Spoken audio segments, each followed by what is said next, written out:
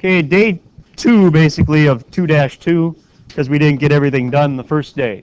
But as we left, you were told to factor as much as you possibly could out of that particular function right there. How about the numerator? I think we did the denominator, didn't we? We didn't? All right. Well, here's numerator, and we'll put denominator there. Does the numerator factor? Yes, what'd you get?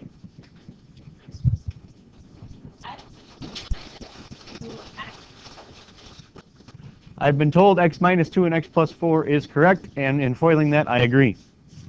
And the denominator is a difference of two squares, so x minus 2 and x plus 2. Whatever you do, don't think that if you have x minus 2, you are guaranteed x plus 2. Not that anybody would ever do that. Now, the reason you factor is what's always the first thing I told you to look for. Holes. Do we have any? Yes, we do, because this crosses off. Now, what you do is you take what you just crossed off, set it equal to 0. That will tell you where the hole is. You got that? What is remaining is this. Is it still rational? So once you find the hole, sometimes it's not rational anymore. Like we talked about for our assignment today, it became linear. Okay, but this is still rational, so there are still asymptotes. And obviously you set the denominator equal to 0 to find out where the verticals are, and so that's x equals -2. And do we have a horizontal or a slant?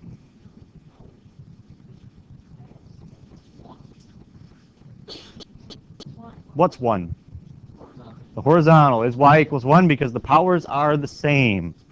X to the first and x to the first, so you just look at that fraction right there, and it's y equals 1. Okay. Now remember, if you had to do it by hand, what you could do is just do an XY table, which I don't believe I necessarily have anywhere. But you just have to get points, basically. And so to figure out where they go, and I don't really have any room, so I'm going to do it down here. Probably the easiest point to substitute in, because basically you're not going to substitute any of the asymptotes anymore, right? So you're not going to necessarily substitute any bad numbers. But there is another number you probably shouldn't try substituting into the original, and that's 2. Why shouldn't you try plugging in 2? You know it's a discontinuity, so what's it going to make the denominator? 0. So why would you substitute that in? I mean, you could. The one place you might want to substitute 2 in is right here, because we taken out the problem. Yeah, the problem's right there. We took it out. So you could put 2 in there if you wanted to. But let's just put 0 in. That seems like a good choice. Put 0 for all of these x's. What do you get? -8 over -4, which is 2. So 0, 2. Right? What's that? Why can't we put... Well, what I would do for an XY table is always put it in the original just in case you made a mistake and you're simplifying. Because if you made a mistake and you're simplifying, all these points are going to work real nice. But I like to put it back in the original just in case there was a mistake made. Yeah. So I'm guessing most of us are going to say that our graph is, you could get some more points, but let's face it, that's what it's going to do. We still don't know what's going to happen on the left, so let's choose something over there. What would be a good choice? -3? So why don't you go ahead and put -3 in all those places for x. And let me know what you get.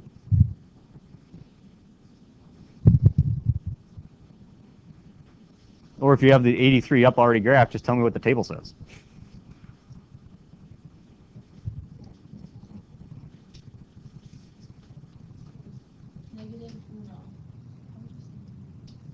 Really? Do we agree with -1? Okay, so -3, -1.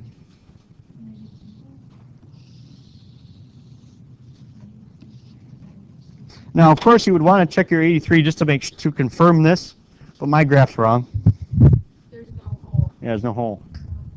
At x equals 2. So, x equals 2, let's face it, it's over here somewhere, right? At x equals 2, and again, you can put 2 in here if you want.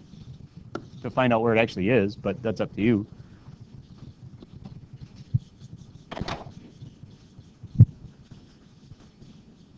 Two comma what? 1.5? Actually, I did pretty good then. All right, now let's go back to what really is being focused on in this particular section. Again, imagine had I not refreshed your memory of holes and asymptotes and tried to teach you this.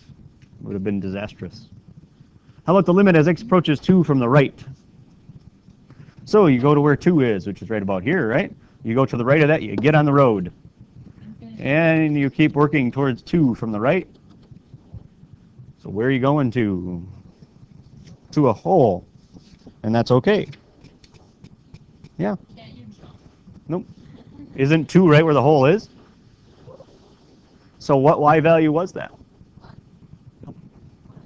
1.5. See, you put 2 in here. 1.5.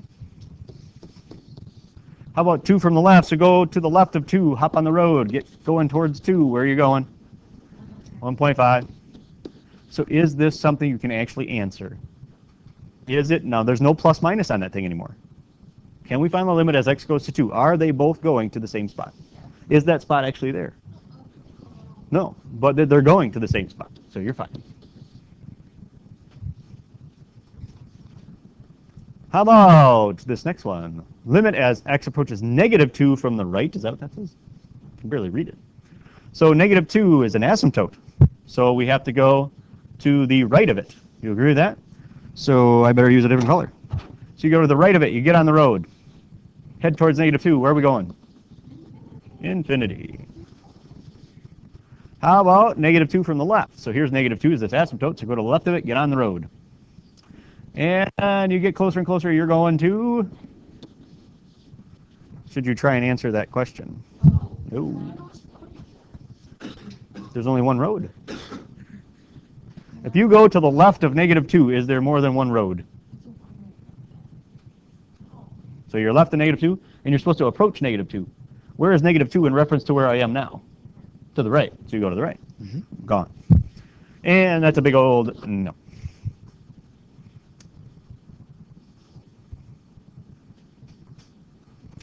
How about the limit as x approaches infinity?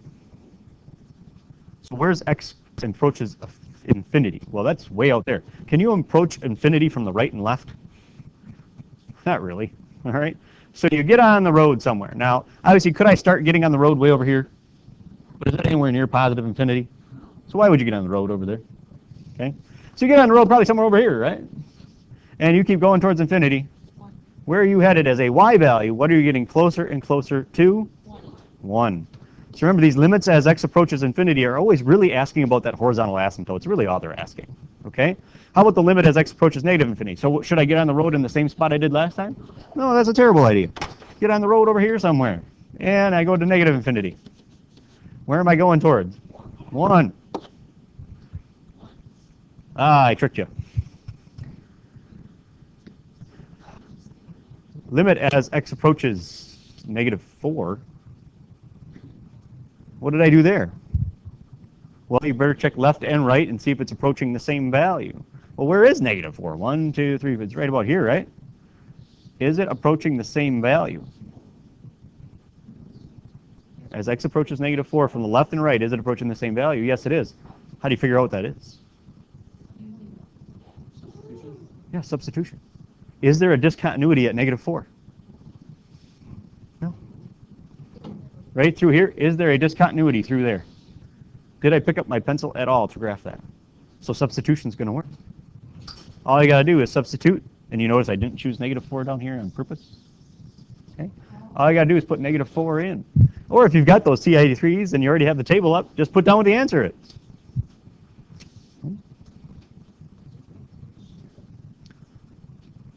Is it 0?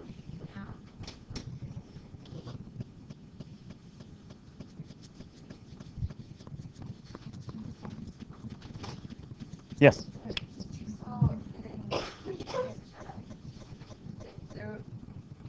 Which 2? Yes. Yes. Right, you couldn't use substitution. Basically, you couldn't use substitution on these because it was an asymptote. And if you try substituting that back into the original, you're always going to get that 0 on the bottom. And even if I try doing it here, I'm going to get that 0 on the bottom. And so asymptotes are ones that cause trouble. That's when you got to start looking at the graph. Yeah, get on the roads. Where's it going? Because algebraically, there's not really necessarily any way to do that unless you just plot a bunch of points, and really that's graphing anyways. So, well, what are you going to do to start this?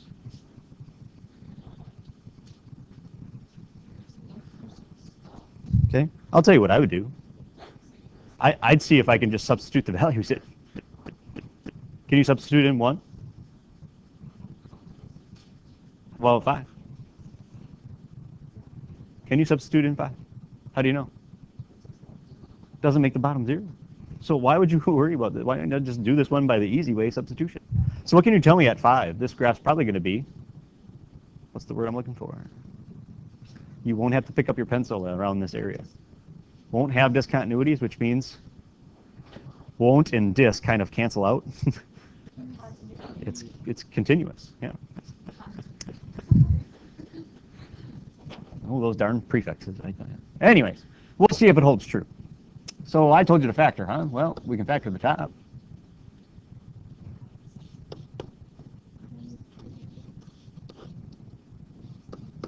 So did factoring really help? No, but we know for a fact there are no what now? No holes. So we're probably happy about that. But you should see something else that's coming. There is a vertical and a slant. Very good. Vertical at, yep, x equals 1. Now, how do you figure out slants again? Yeah, basically do what the problem says. Take x squared minus 3x plus 0 and divide by x minus 1. Now, could you do this one synthetic? You actually could, but I'm showing you long division because long division works for them all. So 1x squared divided by 1x is x. So it's x squared. Then you take x times negative 1. Don't forget that step. And it's negative x, correct? And what is very easy to forget when you're doing it with variables? Yeah, it's very easy to, basically you're subtracting, and so you got to change your sign. And negative 2x plus nothing, so you can write it down if you want. But now it's negative 2x divided by 1x. Negative 2. So negative 2x. And really, I'll do the remainder for you, but we really don't care. But plus 2. Change your sign. Your remainder is negative 2, which is still trying to be divided by x minus 1. What did I tell you about remainders when you're doing slants? Negligible. Why? They don't matter. Okay, they don't matter. Why? Okay, they're not going to have an effect. Why? Yeah, let's put a really huge value in there for x on the bottom. So it's 2 over something really huge, which means pretty much 0. And the bigger x gets, the worse it gets, right? So, negligible. What does that all mean? Where's your slant? Yeah, y equals x minus 2. I like who said that the other day when I said, now that we found verticals, and then I said, now what to find? Somebody said the y equals. I'm like, that's pretty good. You got to find y equals what? All right, is it y equals 2? Is it y equals x minus 2? What is it? I kind of like that. And of course, it's a y-intercept of negative 2 and a slope of 1. Okay?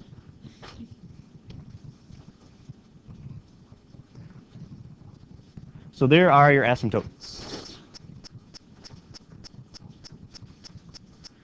At this point, you know, use those graphing calculators to confirm that that's where stuff is. Okay? This one might be a surprise to you, though. Maybe not. I don't know.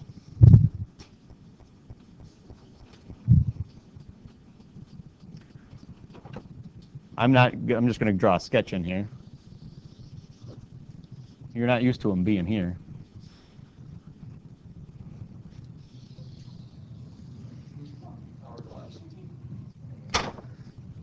Normally, I think when we've done slants, they've been in those little areas, right? This one's a little different.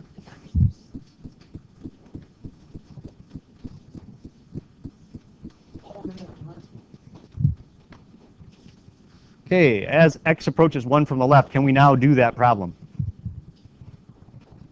Yeah, you go to positive 1. Now we got to come to it from the left. So you get on the road somewhere to the left of 1, and you work your way back towards 1. Where are we headed?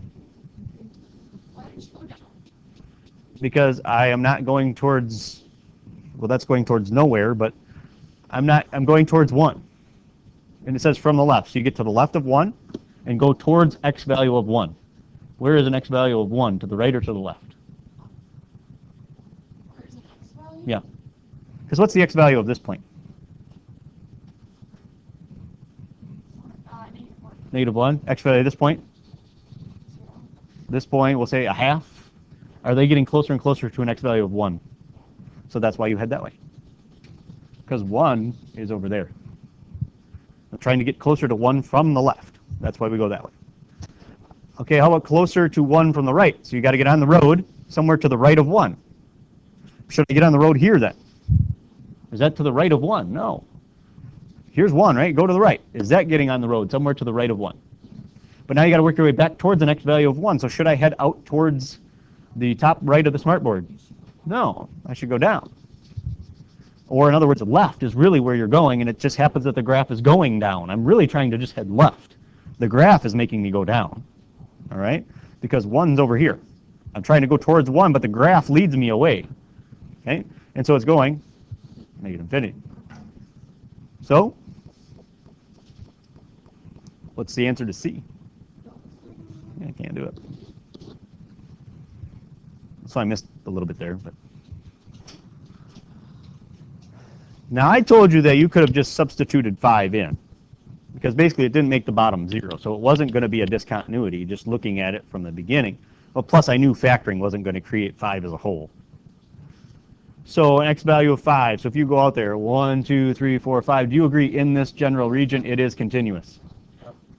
So all you need to do is substitute 5 right into that function, and it will give you the answer. So you got to substitute 5 there and there. So what's your numerator become? It's 25 minus 15. So 10 over, you got to put 4, so 2.5. How about the limit as x goes to negative infinity? So x value is going to negative infinity, so I got to find out what happens as I go that way. But I actually have to be on the road. Do you agree x going to negative infinity is going that way? So just get on the road. And let's change color. And black. We're going right here. I'm going to get on the road right there.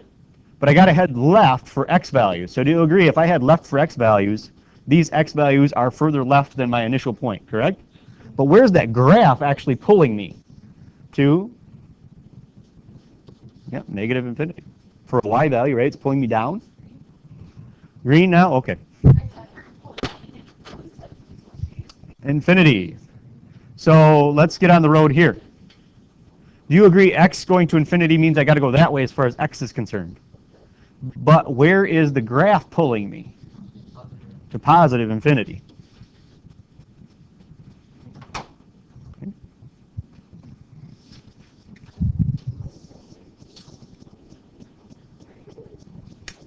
Yes?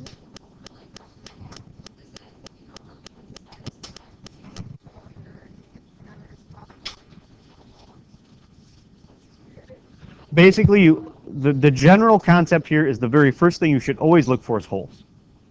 Because if you don't get rid of holes, you might find more vertical asymptotes than you're supposed to have. So if there's no holes, he has to do. If there is, the only time you have to do long division it is if there's any possibility of a slant. So the reason we didn't do any long division in the last problem is we knew by looking at it there was no slant. That's right, because they were the same. It was x here and x there, and it was the same power. What if the bottom would have been bigger? Should we have looked for a slant? No, because it's automatically y equals 0. What if the top is more than 1 bigger? Yeah, there's no slant at all, or a horizontal. So there's no need to look for it. Only look for a slant and long divide when it's exactly 1 more, because that's the only time there will be one. Okay. And let's face it, if this was x to the third in here, you're going to get an x squared up here. And that's not going to be a line. Okay. Nice parabola, but yeah.